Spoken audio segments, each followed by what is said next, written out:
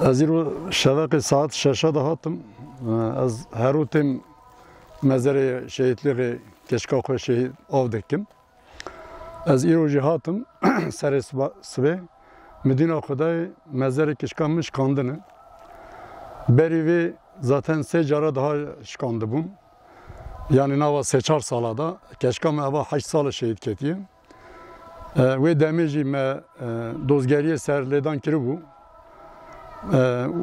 Hingaji yani ye şkandı bu kevş bu. Lebeli ve gave tam diyarını ama le gori çakanya do evare saat 22 da yani nehada Vira polis hatın içinin ama emci dibecin ki ev idi ki van mirya çıdı xazın yani mirye mehin çıdı xazın hege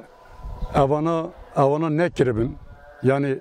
emniyeti dibecin emnek me kiriye em dibecin o zaman eva provokasyonu hege provokasyon be bira ana gorivici devlet serbisekini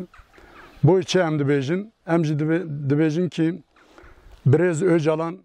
eva heft mehe sürecik dest pê kirî em jî wekî malbatê gerîla malbatê şehîda em dibêjin ew süreca Birêz Öcalan dest pê kiriye bona aşîtiyê wekeviyê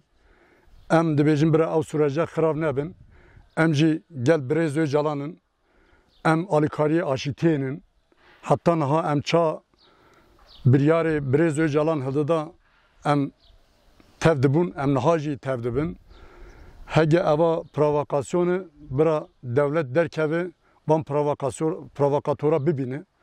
hege nebin jî yek nava rexistinê ve sistemê hatine eva îşa kirine bîna berê em dibêjin bira hûne derkevin holê gorî wê jî miriyê me ra mijûl nebin hin çi bikin em dibêjin em gel zarê xwe zarê me jiyan jî bikin zarê me şehîd jî bikevin em gel doza wanin em ê xayî doza wan derkevin